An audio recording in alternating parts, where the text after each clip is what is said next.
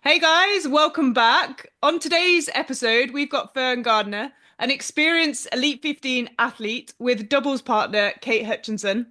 And what's even better is she is the world coal carrying champion.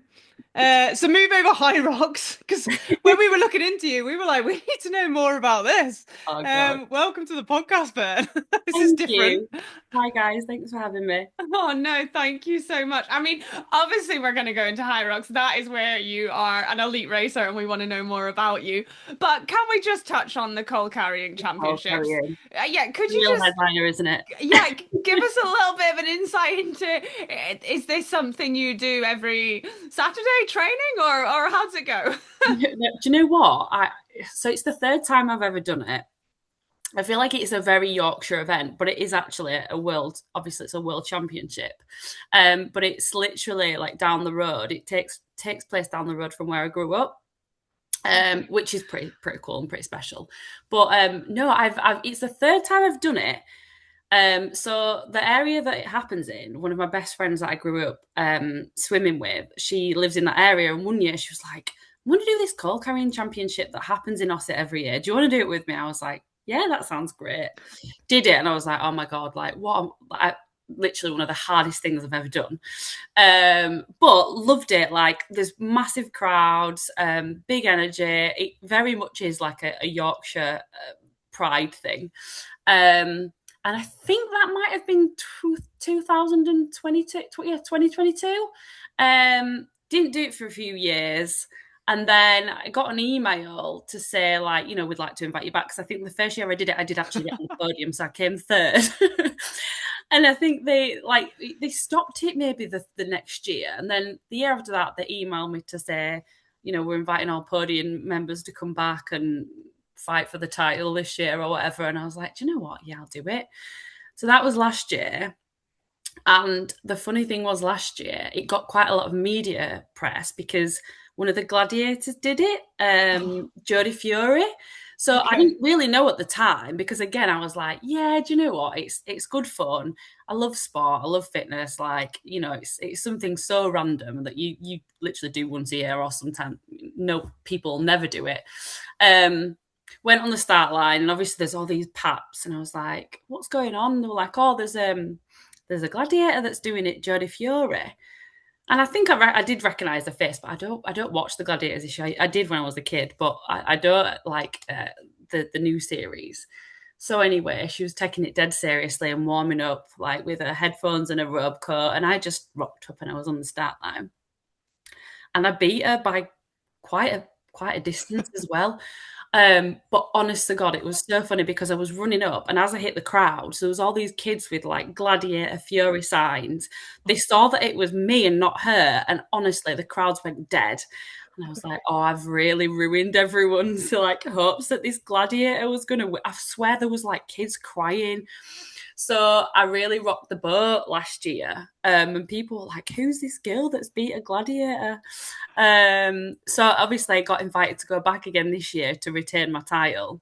And I was like, do you know what? I'm going to really train for it this year and I'm going to try and go for the world record. But then Hyrox is so demanding anyway, like training and juggling life and everything. I didn't manage to train for it. So I didn't really have any expectations, just a lot of pressure. And obviously went back and I matched the world record. Like literally, the world record was 4 minutes 25, and I got 4 minutes 25, and I was like, I don't know if I'm impressed with myself or like slightly disappointed that I didn't just go 1 second faster to actually get the title. So they were like, you're just gonna have to come back next year. So yes, I'm gonna go back, and do you know what? I'm gonna go. I think I'm gonna try and do it every year because my mum comes and watches me. She loves it.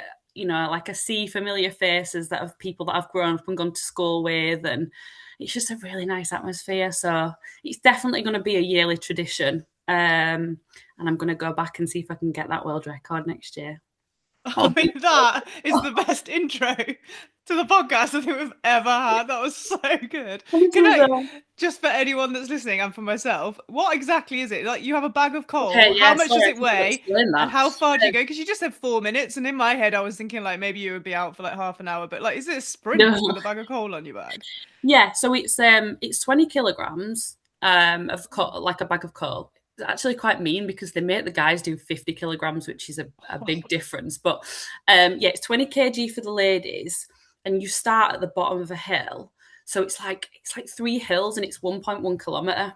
So it's not too far, but with a sack of coal on your back, up hills, it's weird. It's because obviously I do a lot of running, I do a lot of fitness, so I have got an advantage going. There's some ladies, and honestly, I take my hat off to them because they just turn up and they're like, I don't go to the gym, I don't do anything, I just come and do this every year, and I'm like, fair play to you.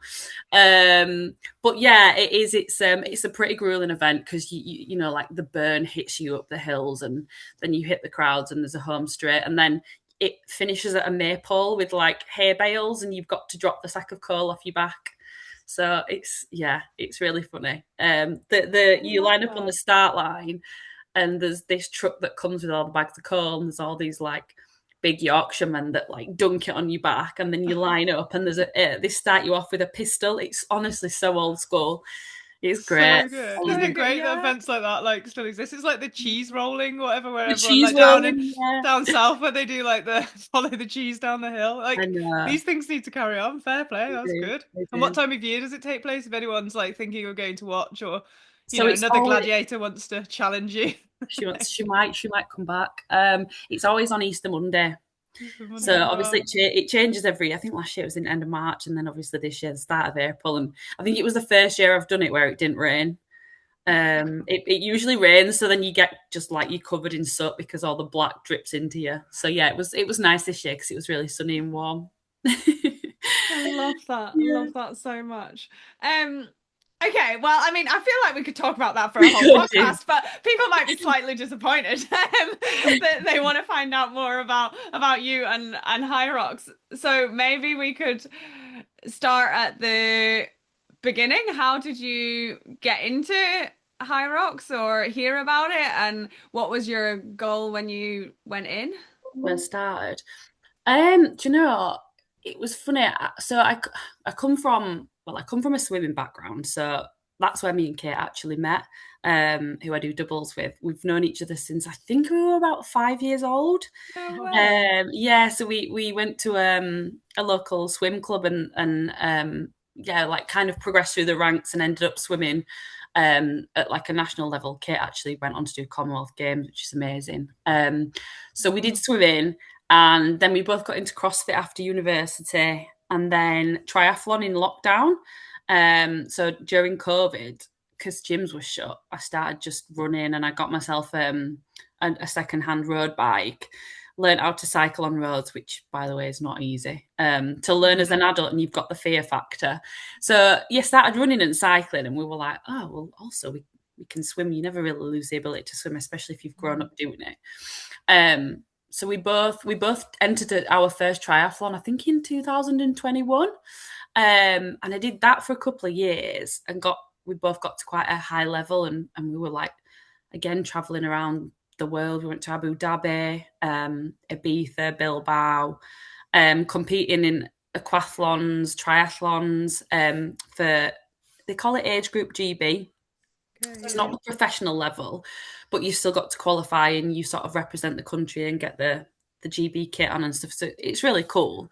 So did that for a few years. Sorry, what kind of distance was that? Or were It you was doing different ones? Yeah, so I started off doing Olympic distance, which is it's 1,500 meter swim, 40 kilometer bike, and then a 10K run. Okay. And that was probably the one I was most suited to because when I used to swim, I always used to do long distance. I was more of an endurance than a sprinter. So it suited me to do the longer distance triathlon.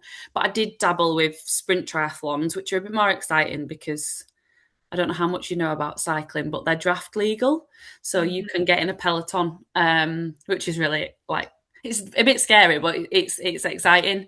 But it's shorter distance. It's 20K on the bike, 5K run. So I did enjoy them, but I wouldn't say it's my forte. But I also did aquathlon, which is swim run. And I think because I was quite nervous on the bikes, I kind of learnt it so late on in life. I wasn't the fastest and most efficient cyclist. So I went into doing aquathlons, and I actually won a world and a European title in that. I think in 2022 and 23.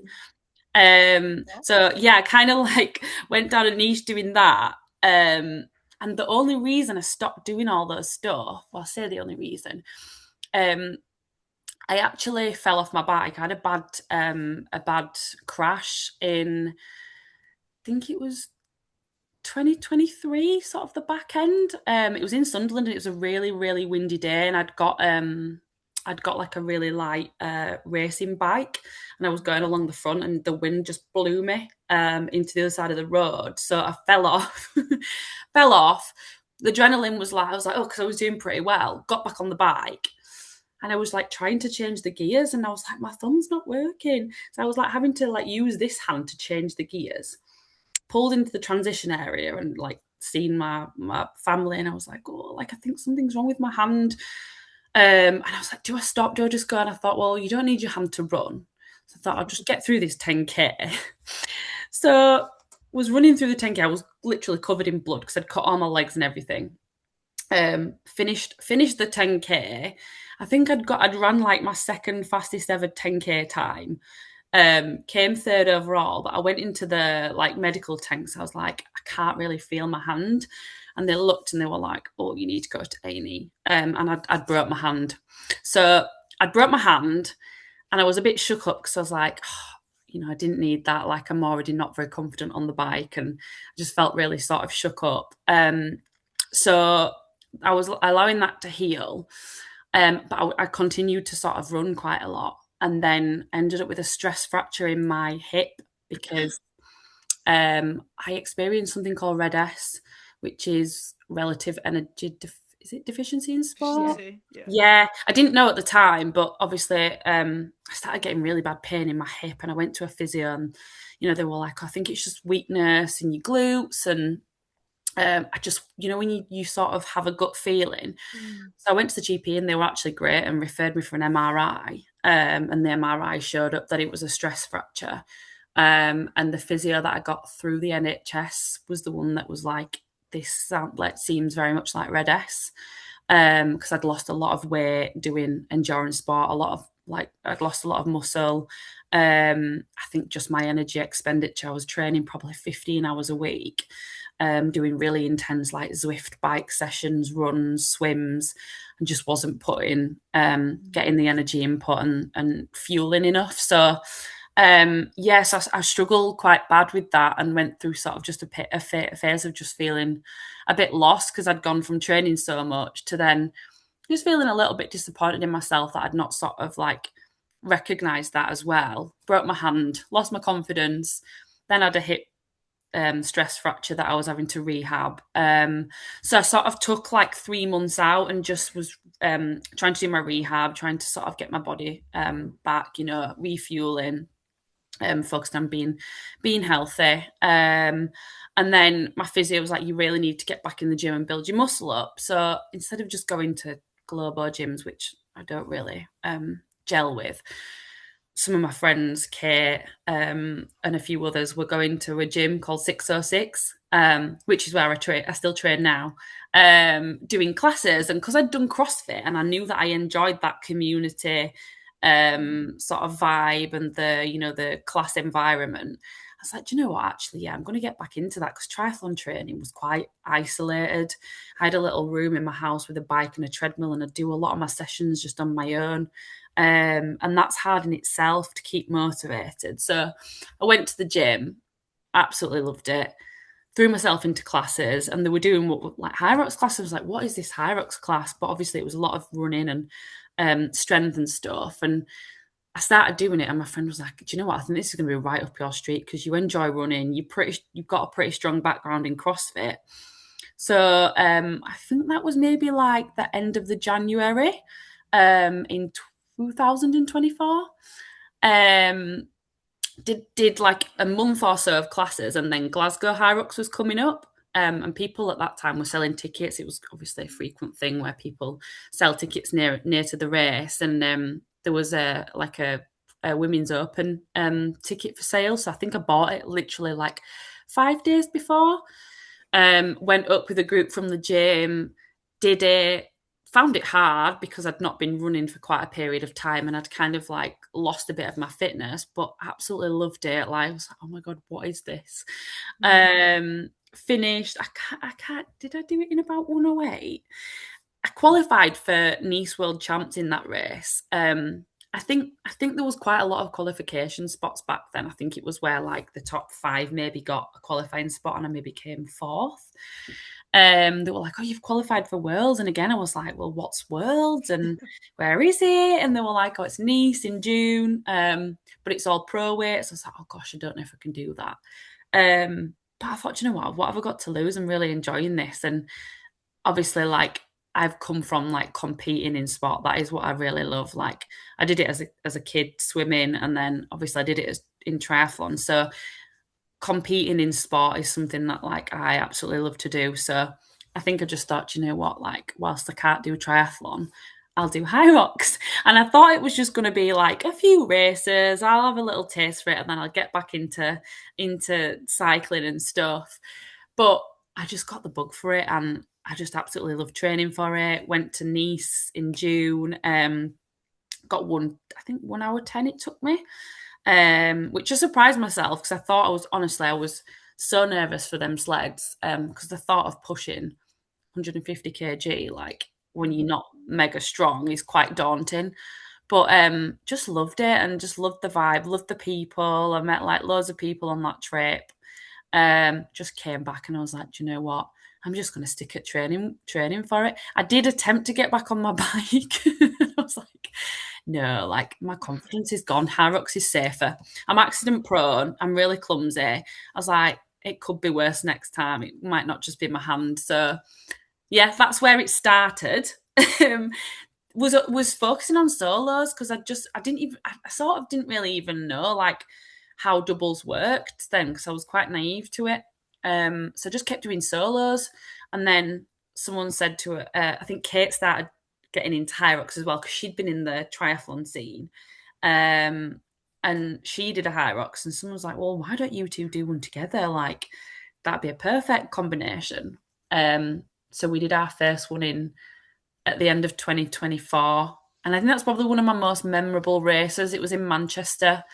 Um, and honestly, I thought I was going to cough my lungs up because it was a bit of a shock to the system doing doubles after just doing solos, like how fast and gassy it was. But yeah, I think we got like 59 minutes and again, like qualified for world champs and just both really enjoyed it. And yeah, then I think that was just the birth of our racing journey together, and we've I think we've done about 10 maybe 12 pro doubles together now, and that's kind of what I've focused on in the last 12 months because we did Chicago last year and then we qualified for Hamburg. The obviously they've just introduced the doubles elite majors this year, so we qualified for Hamburg and we're a bit like shell shocked that we even got there. But absolutely loved it. And, you know, we've obviously done a few majors since then and just kind of kept our focus as to be like, let's just try and stay in that elite 15, ride the wave while we can, because there's so many fast like girls and runners coming up through the ranks. And we're like, you know, let's just enjoy it while we can. So I've focused on doubles and I've just been loving it. It's gets harder and harder and harder each race. I'm like, oh my God, they're getting faster and things, but it's all part and parcel, and it's yeah, it's been fun. So Yeah. that's my journey. No, Wow. awesome. Like it's so good. I think you like explained it so well. And it's so interesting that I guess like a negative from one Yeah, sport kind of turned into a positive in another sport. And maybe had that not happened, you never would have gone down this yeah, route. And I mean, I was quite interested in like how you mentioned you were doing the solos to begin with, and then realized that like you and Kate would be a good team to do doubles. Did like how did things change with training when you kind of focused on that with the races being quite different, like solos more of the endurance and the doubles, like you said, really gassy? yeah. I definitely have incorporated sort of more higher intensity, short bursts training, so especially running, because I think before I was kind of trying to get the miles in because I suppose, I mean, if you're good at Hyrox Solo Pro, you're still going to be kind of like running around the hour mark, but the runs aren't quite as fast.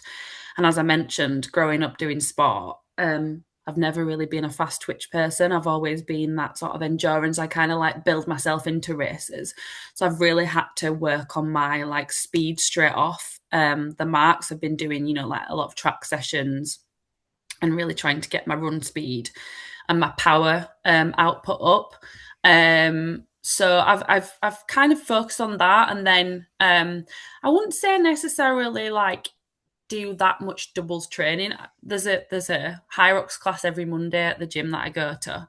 It's a doubles workout, and I do that religiously. That's like my one double session, and it's not always with Kate. I actually, because Kate's a school teacher, she trains usually on an evening. She's got to juggle. She trains when she can, whereas I have an office job that I can work from home to do like quite often. So I do 7 a.m. morning classes. So I often sort of partner an array of people. Sometimes it might be girls at the gym, sometimes it might be the guys, but it's a session that I just make sure that I do because I get that sort of race simulation. I'm running off the stations. We're doing sort of short, fast bursts. So yeah, I've incorporated a little bit more like faster intensity stuff. But I wouldn't say I've kind of changed my training up that much. And I think just race practice is as good as anything. I know, like obviously you have got to train smart, but the more races that we do, I think it's not the unknown. Then you know what to expect. You sort of get more in tune with each other, and we've kind of got to a point now where instead of going into races and sort of saying, right, this person's going to do this station fit, like we're going to start this station or whatever, we kind of now say like how we're both feeling, because there's some races where like we'll rock up and Kate might have had a really stressful week or she's been poorly or vice versa, and the other one will just say, right, well, okay, let's maybe try it where I stay at the start of the station. So we've got quite good at sort of like playing to each other's strengths and weaknesses, and not just saying that that's because you're better at the ski than me. It's how are you feeling today? Because like especially as women, it's not that every single race we show up and we feel 100%. My cycle really impacts me. Unfortunately, I try everything that I possibly can to minimize the impact, but there's only so much you can do. Hormones are hormones, and it does really affect me. So sometimes I just have to sort of make sure that like that Kate's aware of that, and we just play to our strengths, really. Yeah. Yeah. Fair. I mean, it's such a like valid point. I think like one, the point you made about racing often, especially like not often. I mean, there's a balance, isn't there? Like to There racing is. too much, to racing often enough where you Yes, it get is, that. to be real. Yeah. Yeah, and then you can't replicate that race like feel again. I know you can No. do like sims and you can do your classes, but like Yeah. actually just racing together and being in and amongst it as a doubles partnership is so valuable. And then Really. being able to talk to each other and just adapt to the day. I Yeah. mean, I think yeah, you no plan works like perfectly, does it? And I feel like Yeah. every doubles partnership says the plan goes out the window. Well, So this is it. I mean, don't get me wrong. Like, I would never encourage anyone to just go and like wing it and not have some sort of like, how are you going to break down the meters on the ski and the mhm, row and lengths and things. It's more just like having a sort of plan A and B. And I think that's where we're at now. We raced like for so long doing exactly the same split, and then I think we realised like actually that potentially could be detrimental if one person's sort of having a bit of an off day or struggling for whatever reason, because you don't know how you're going to feel until you start racing as well. So we kind of go into races now with like an A and a B plan and just say, let's just communicate. And that seems to be working well, but we'll obviously see more. So yeah, totally. And yeah. do you have times in the race where like you're both having Like, are you at points where like one of you's having a bit of a worse time than the other, or do you both hit Yeah, a wall at the same time? definitely. Like, because I Yeah. feel like it's such a long race. Sometimes there's always one of you that can pick the other one up, or Oh it feels a little gosh. bit better. Yeah, like, and like what I said, along for the like a big duration of our racing sort of journey, Kate's always come off the stations because we felt like Kate's been the stronger runner. I mean, she's such a great athlete. She's strong at them all, but I kind of like we were like, right, Fern's strengths is probably more burpees and the sledge. So I always started the stations and Kate came off them. And then we realised that actually it's so much more fatiguing for that one person to finish the stations. And we switched it round in London, and I got a newfound like appreciation for how hard it is for that person.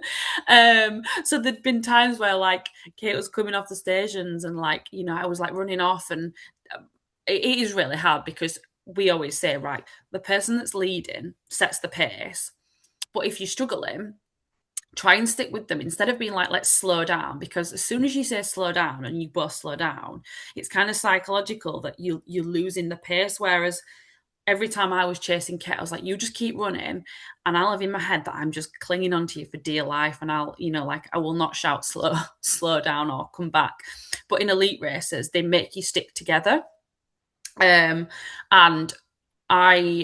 we did a race. I think it was London. Kate had been poorly all week, and we were like, you know what? Let's mix it up and let's change things around. And I finished the stations, and I like had like I say, I had a new appreciation for how hard it is running off the stations than it is starting the stations. And I think that kind of also gave us insight to say, well, maybe we should sort of do half and half throughout the race. Or, like you said, because there's times in the race where one person has a burst of energy, I feel like sometimes that's me in the back end of the race because it takes me a little while to warm up. That we just say, hey, struggling, you come off this station or I'll start. But again, that just takes time, and it's like race practice Mm. that you actually learn that as well. And like you can have peaks and troughs. There's things that happen in your life that you feel like you've maybe dipped a little bit in fitness because you've had a busy life and you've not been able to get training in, and one person might sort of like be feeling a little bit fitter and stronger, and again you've got to take that into consideration. So like I say, it's just I think sort of being honest with where you're at and how you're feeling going into a race, and being prepared to sort of like pull each other up. And that's what we always say. We line on the start line and we're like, right, we're in this race together and we'll pull each other through. So don't worry. I've got Mm. your back, you've got my back. Yeah, That is yeah, just how we do it. Yeah.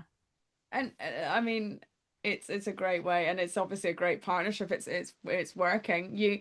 Am I right in saying did you qualify for all of the majors this year? This Yeah, season, sorry. we Like, do. yeah. So how does that feel, and how is racing on the elite stage, and now with all the media, it's live broadcast. Like, do you Yeah. feel that pressure, or do you love pressure from all the racing that you've done in the past? Yeah, I still get imposter syndrome. I still feel like, do I belong here? Like, it's obviously like with some of the races we've got in like on a roll down. So you think, oh, like, are we gonna come last? But do you know what? None of that really matters. And I think I do just take it all in. Obviously, we've come from competitive sporting backgrounds. Like I say, Kate got to the Commonwealth Games. Like, you don't get much bigger than that. So I think that we're both quite good at handling the competition nerves. Because we've had that experience all our life. So I think we've never really been phased by that. But back when I was racing swimming, there were not like a million cameras in your face, knowing that there was thousands of people like live streaming it, watching, judges literally sort of like right here, like watching your every move. So there's still things that I think are quite difficult to handle. Sort of knowing that you're on such a platform, and every athlete briefing that Matlock gives us, he always says, guys, you're role models. Like, there are so many people watching you. Like you have to be role models. You've got to set the standards and everything, and that always sticks in my mind.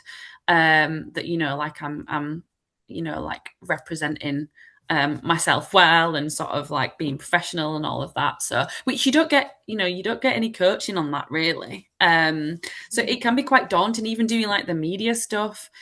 You're sort of just thrown into it, and you just like if you've not come from that kind of background, like I say, I've never really done many interviews and things.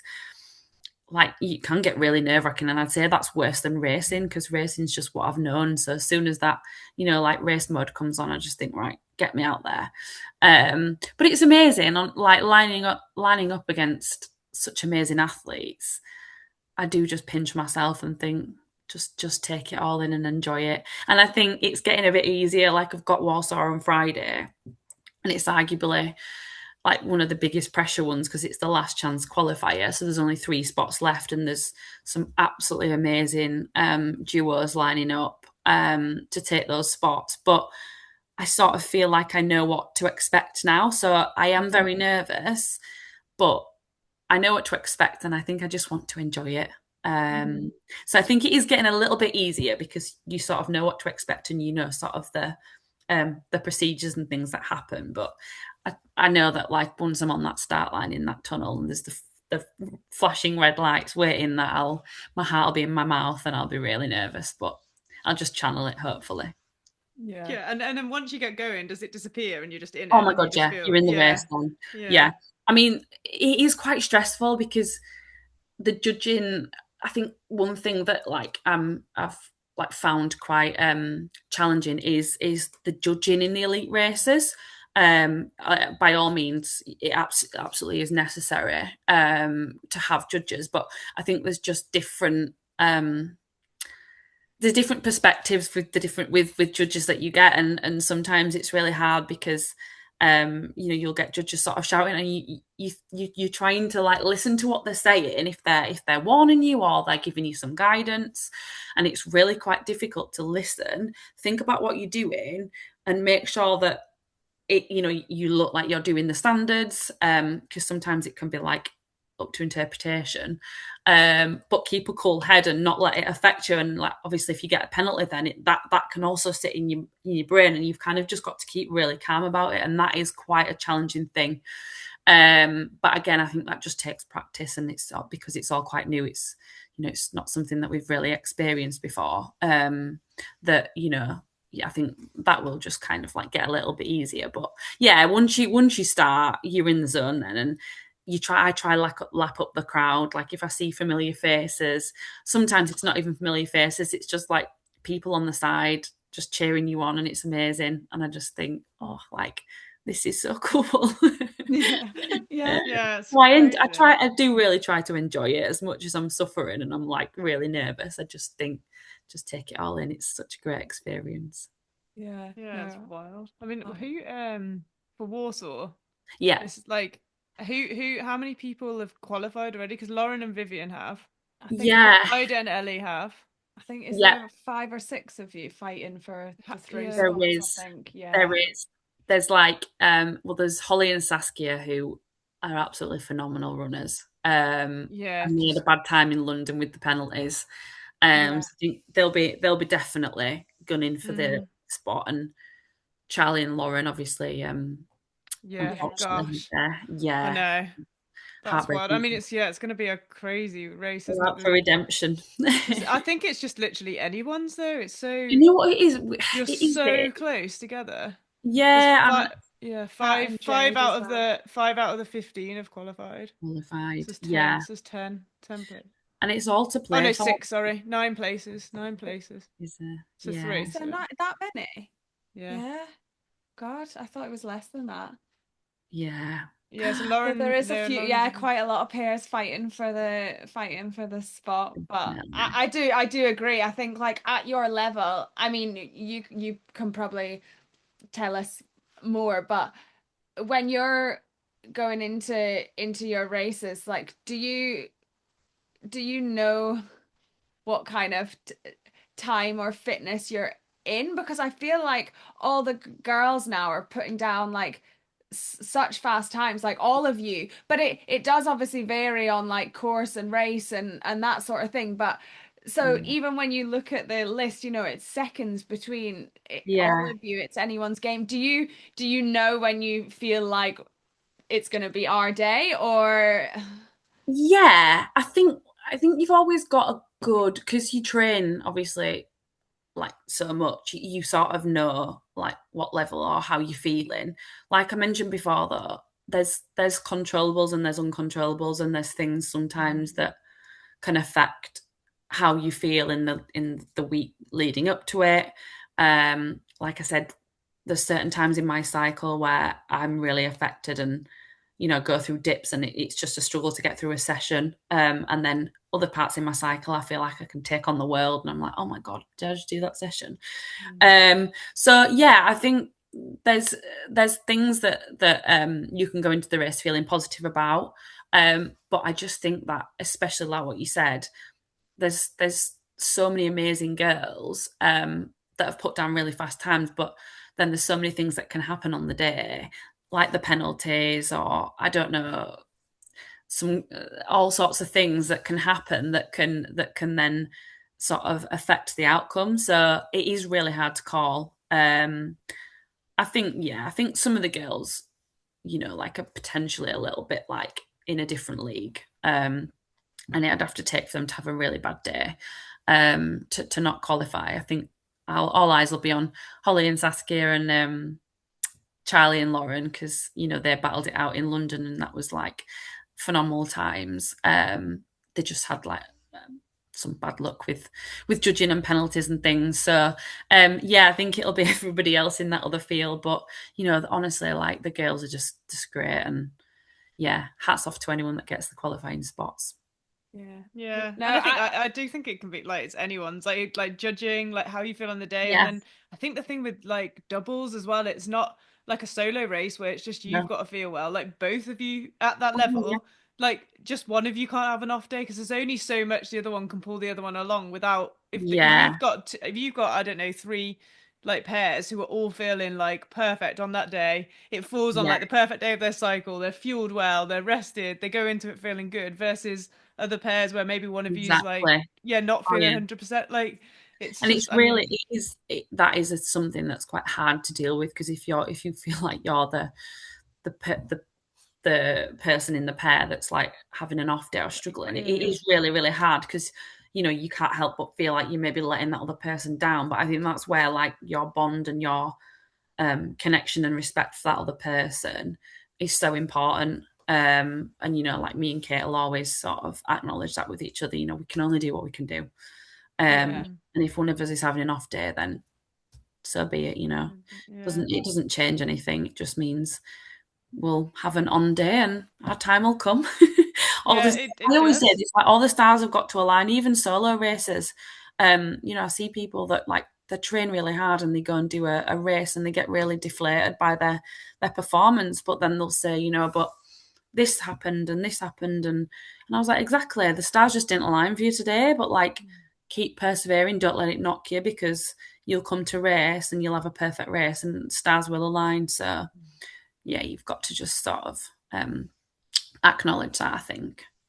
I Yeah. would say, especially as a woman, Yeah. Yeah, not Yeah, to be definitely. sexist, but I mean, you probably kind of touched on it a little bit there, but like that's your resilience and your mental strength, and that's what's pushing you through. Have you always like naturally been a like determined, resilient person, or have you done anything in your maybe previous sports that you've worked on that at um, all? Or I mean, you can carry a bag of coal for like a like yeah. yeah. You know that's what resilience, isn't it? Running with a bag of coal in the rain.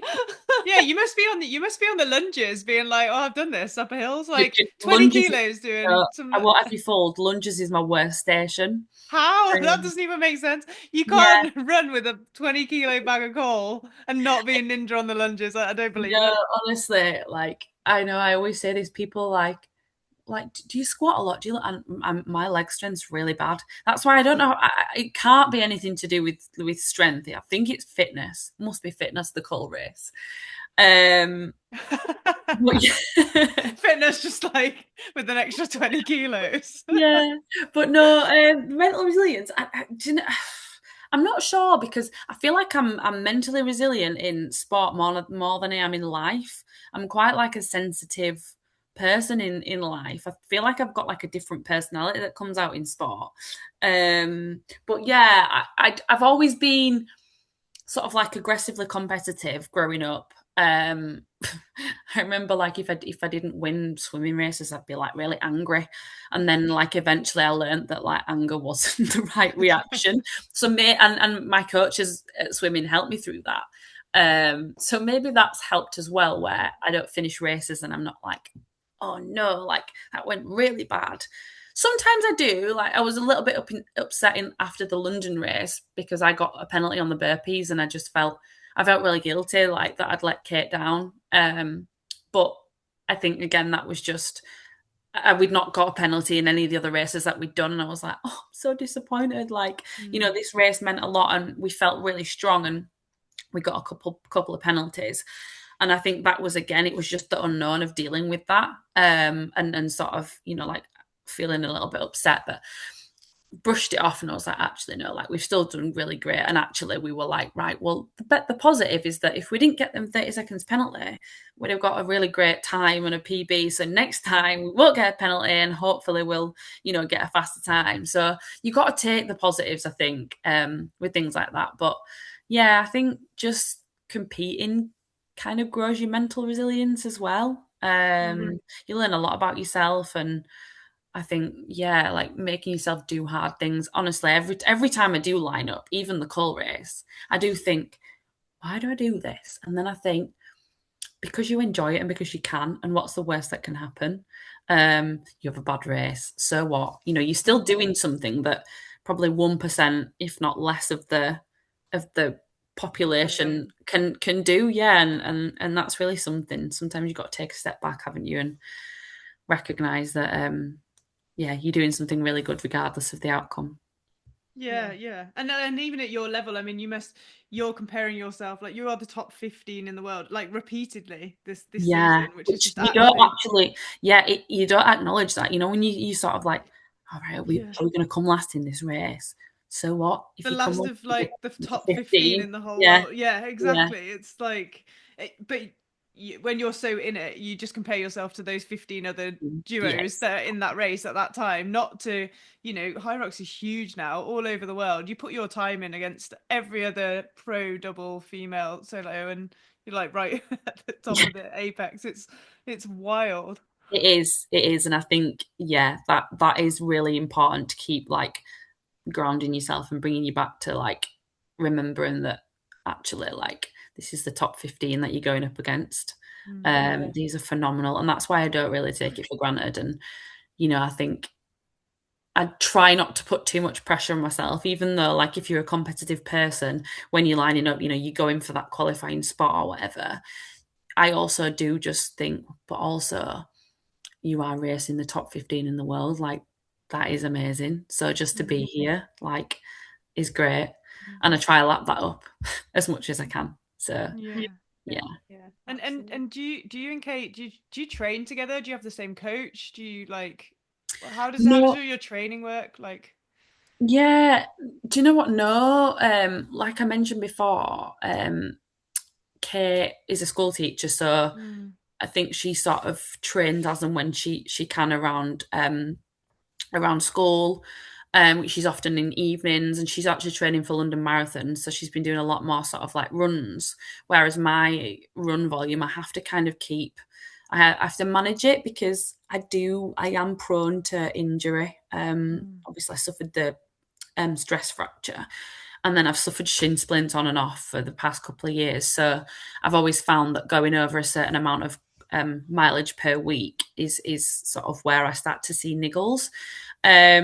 So yeah, I think we've kind of got different approaches to training. We do train together, sort of, in the lead up to a race. We might do a little bit of like changeover practice, but it's quite minimal. I think she's just got a new coach. I actually don't have a coach. I've previously sort of looked at programs and I've signed up to, you know, the generic programs just to sort of get an idea of how to structure sessions, but kind of go off feel. I mean, I know like what my days are going to look like, sort of intensity wise, and strength, like strength training and runs, and then like sort of like the gym compromised sessions. But I do think I've probably hit a stage where I do need to get a coach and get a little bit more structure, because I think I'm probably hitting a little bit of a ceiling by not having a coach. So I am in the process of getting somebody. And I think next year I might even try and look to do some solo races on the back of that. So yeah, but yeah, no, training. I think maybe the advantage that me and Kate have got over other athletes is just that we've known each other for so long.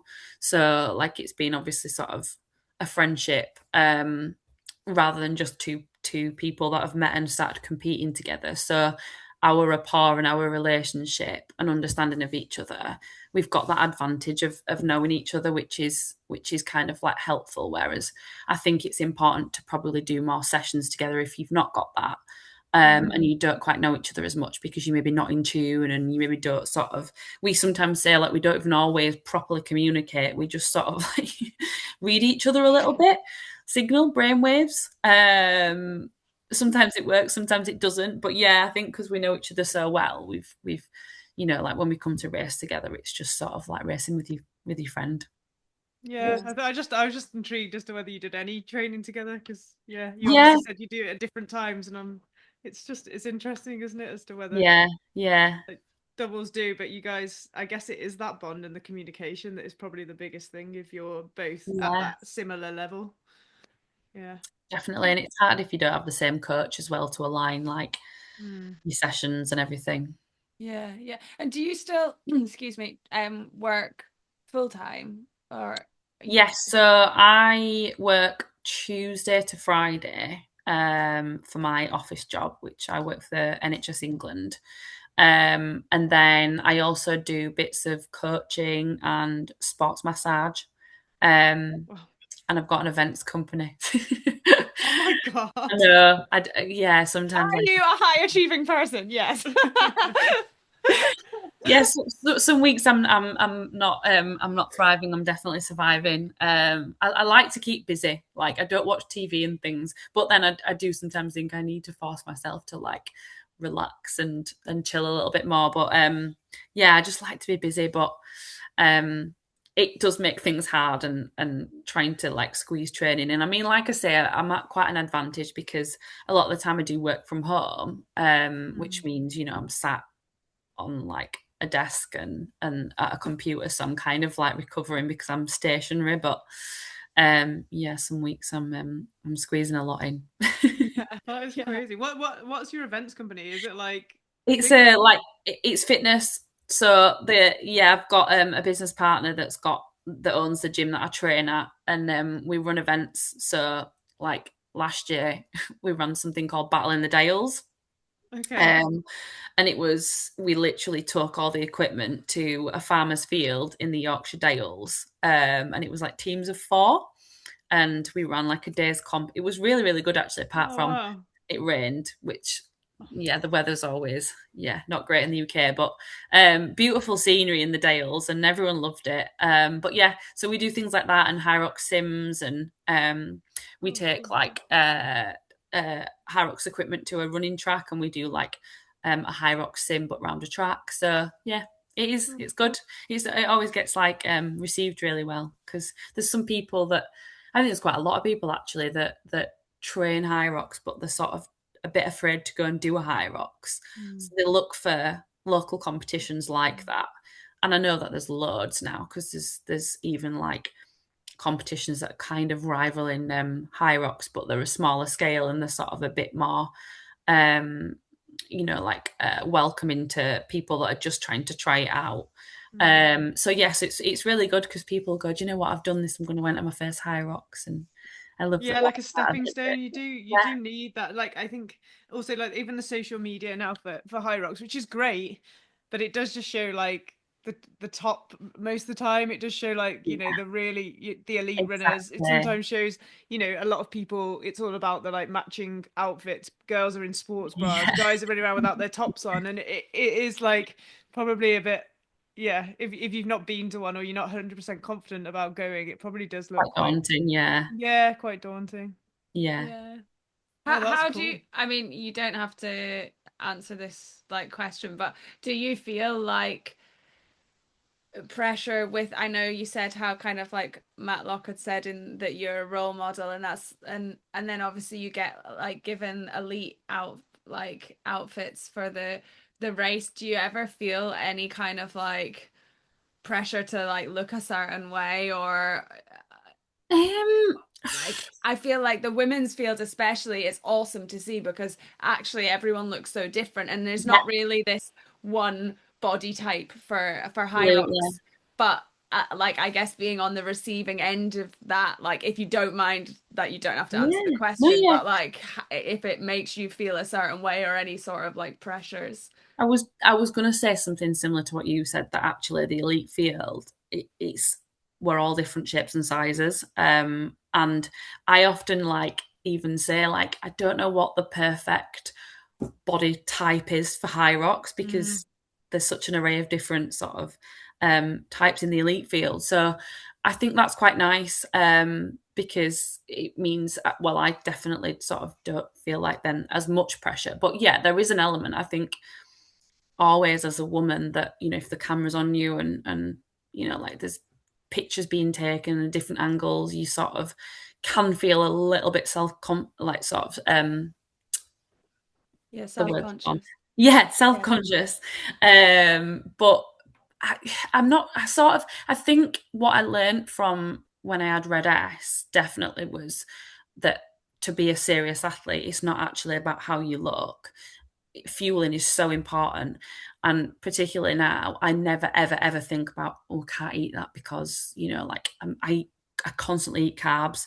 And people sometimes even say to me, like, God, like you eat a lot. You know, people even outside of sport, people at work and stuff, you eat so much. Like, where do you put it? Or you never like conscious that you might put weight on. And I just say no, because I've learnt my lesson that under fueling comes with consequences that I don't want. So yeah, I'm huge and I'm a massive advocate for that. You know, I tell all of like my friends and anyone that asks me, um even guys, sometimes they'll say like, oh, but I only eat X amount of calories or whatever, and I train twice a day. And I say, well, you're going to break yourself. You need Mm. to eat more.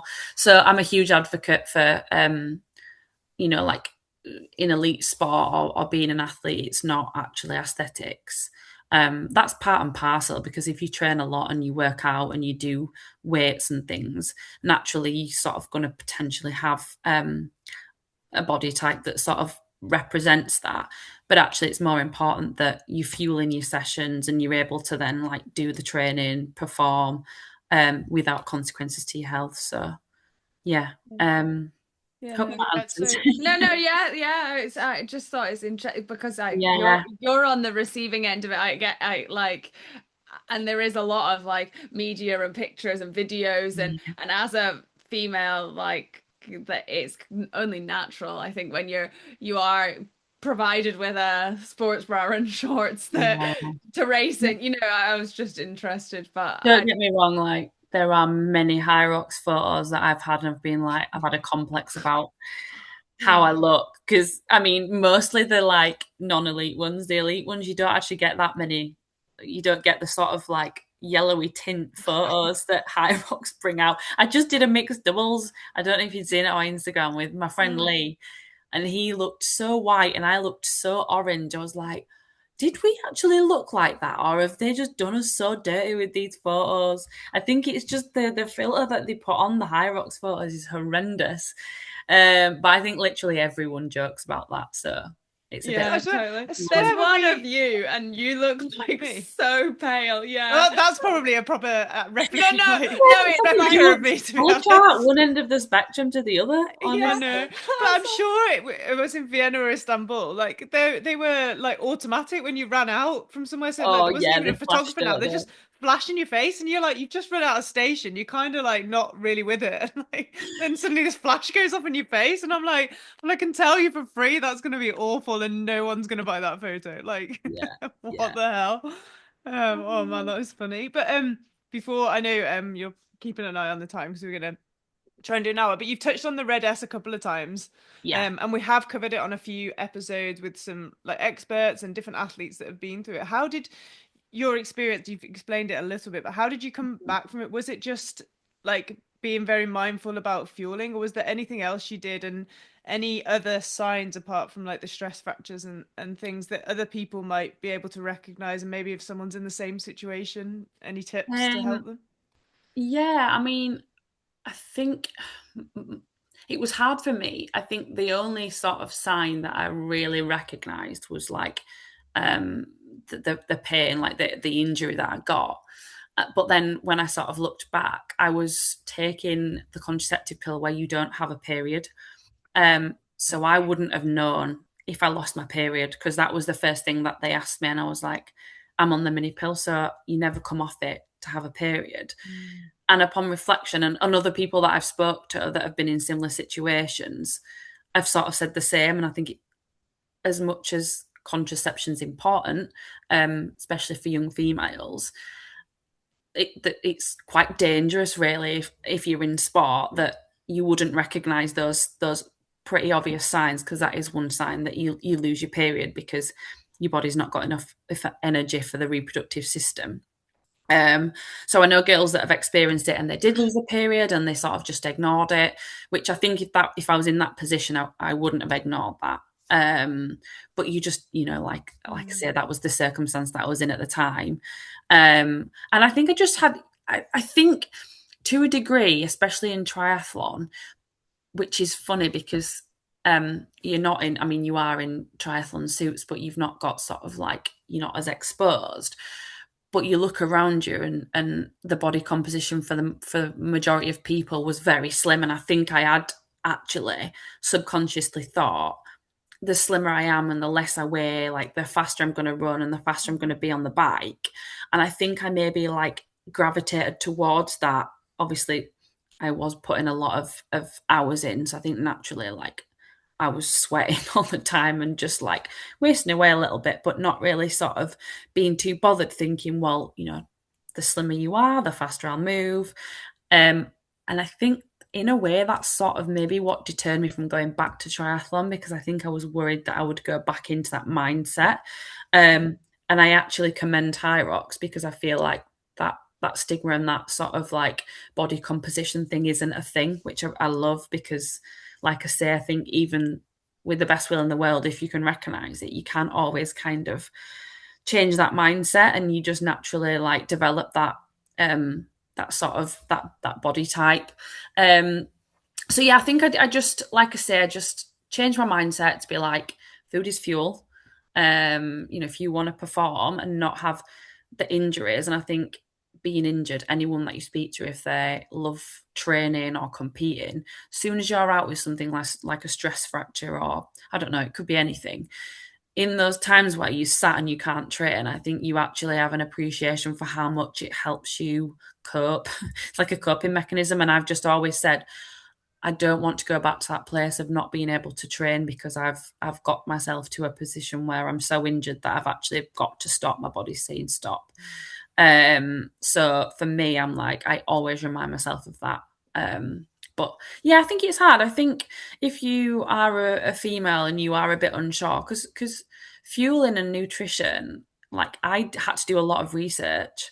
I did research myself. I read a lot of Stacey Sims stuff. She does some really good stuff on like females fueling and the importance of it all. But you're not taught it at school, and even in sport. Like I grew up with male coaches, and no one educated me. Like when I actually quit swimming because I hit puberty and got my period, and I started like plateauing, and I wasn't hitting PBs, and I stopped getting invited to like training camps because I wasn't achieving what I used to achieve. And I was just like, right, that's it. I'm done, because I've plateaued, and I've hit my ceiling, and I'm gonna just go and focus on my, I think it was GCSEs at the time. And actually, you do hit a wall as a woman when you go through puberty, but you come back out of it. And if you've got sort of the right support and the right education and information around you, I think you can overcome that. I didn't, and I just kind of like was like, oh, I think I've just like, that's it, my time's done. So yeah, I think it's just tap into people around you, make sure you're speaking to people, sort of like do your research about fueling and nutrition, or maybe even getting a nutritionist if you can, because I think it's so important for women to understand that. Yeah, no, fair. I mean, we had Stacey Sims on the podcast. Did you? Oh my Yeah, God, earlier this year. Yeah, she was like brilliant. She just done amazing. Auckland Yeah. Hyrox, hadn't she? Yeah. Actually, Yeah, we were like, oh man, that would have been good. But do you take any supplements or anything now yes, as well? I Like rattle. Honestly, do you know what? I actually looked I into. rattled. That's I what you just rattle. said. I looked into creating one myself because I was like, and the reason that I did is because I started recognizing how bad I performed at certain parts of my cycle, and I was like researching. I mean, a bit of that and a bit of the Red S, but reading Stacey Sims' stuff, and she talks a lot about supplements that women can take to minimize the impact of like hormonal changes and things, especially for sport. So yeah, I take all of the supplements that aid women. So omega-3, magnesium, vitamin D, vitamin K. I've got, I think, Ditto now. That's like a female supplement, and that's got all of the things in that support like women and hormones and sort of keeping you at more of a constant.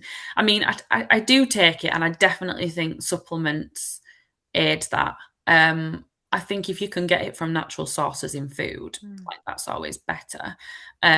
But obviously it's hard, especially if you're busy and you just, can't cram it in. So I'm an advocate for taking in supplements, but I do think that there's, like only so much it can do. The body's a powerful thing, and with the best will in the world, overcoming hormones and things is really, really difficult.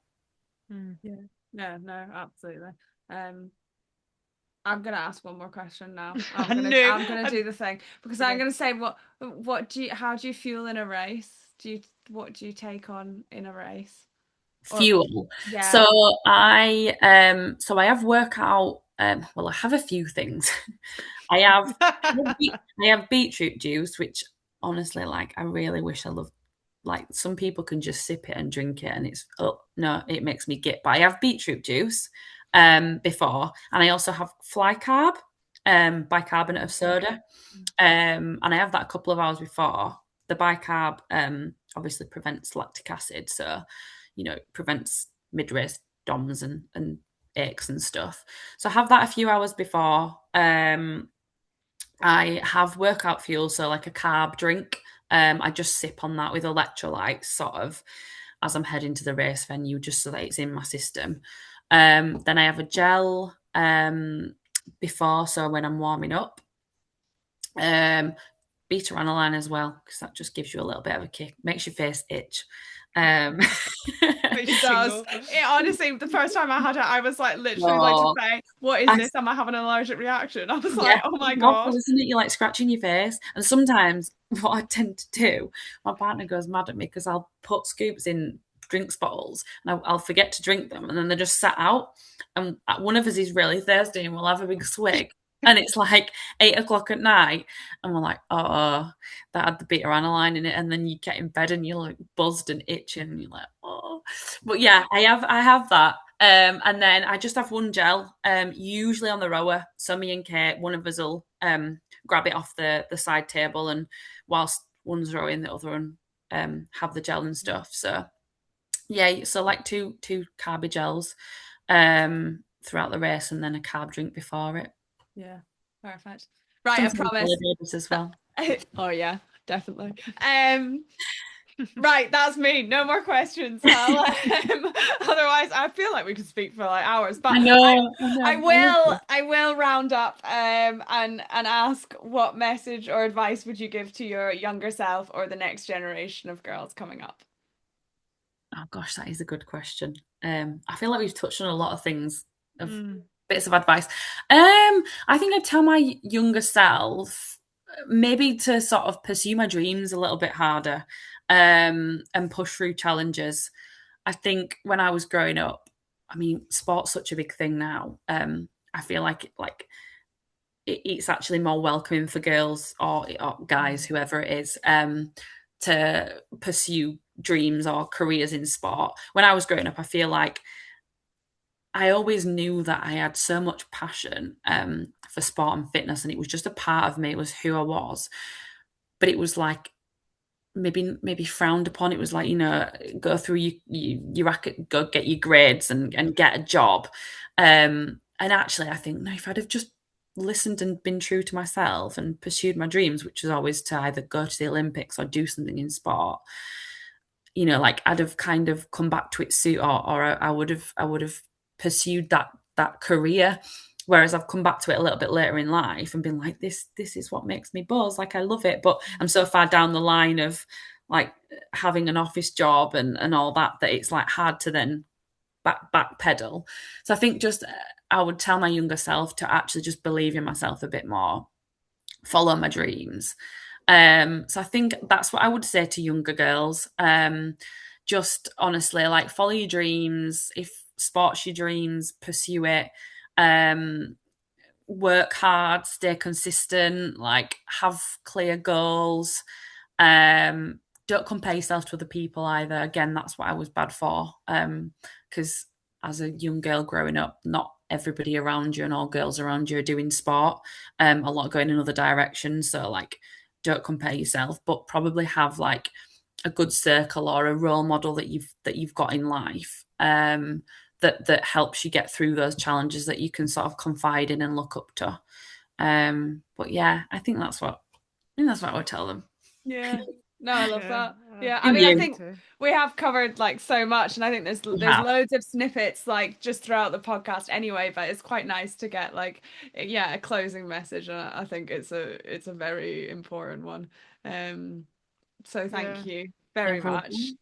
Yeah. Huge. And it is wild, isn't it? I was just gonna say, like, it's wild how, like, I think when we were younger, it was like you go to uni, you get a job, you do things. Like, now I feel like it is becoming more of a thing where you can just go and they're like, follow your there's dreams. more opportunities, isn't there? Yeah, or it's seen as like a path that's acceptable, whereas before it was a bit like, well, what are you gonna do? How are you gonna earn your money? How are you gonna live if you're just gonna go and be an athlete? Like, Yeah. yeah, it's so cool. Yes. Like, I mean, I think it was, I don't know if it was after the pandemic, but like fitness has just boomed, hasn't it? And everyone needs to wild. go to the gym. I mean, Hyrox has been great for that. Like, people that moan about Hyrox, or like I say, I came from a CrossFit background, and every CrossFitter is like, oh, Hyrox.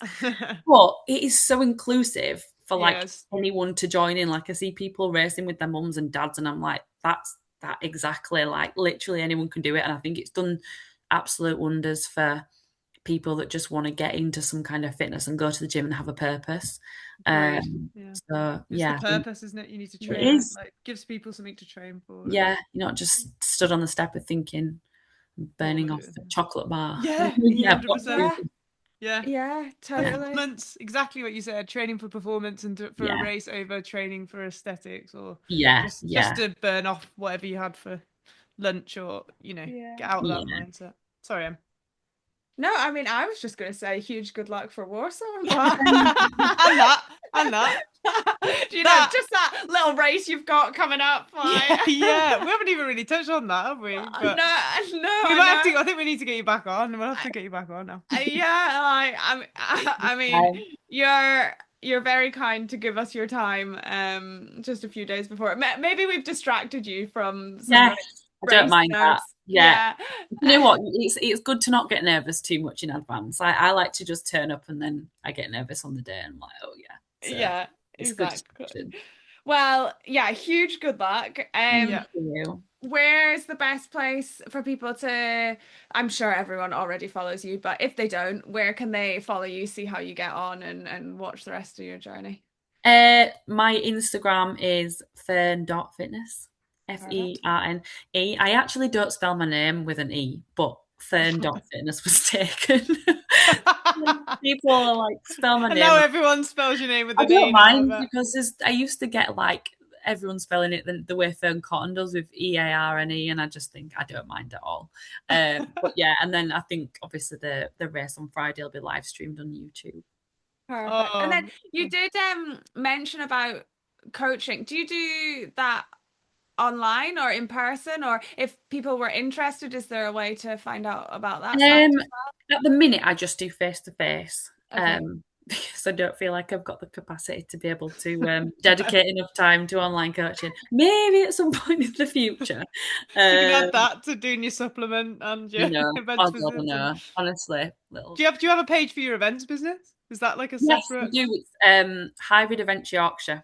hybrid events Yorkshire? Okay, Yeah, yeah. Perfect. So you can follow that one. Okay. happy days. Amazing. Well, thank you. Thank you so much. We really appreciate your No, time. thank you, guys. And yeah, huge good luck Thank you. for the race. Thanks.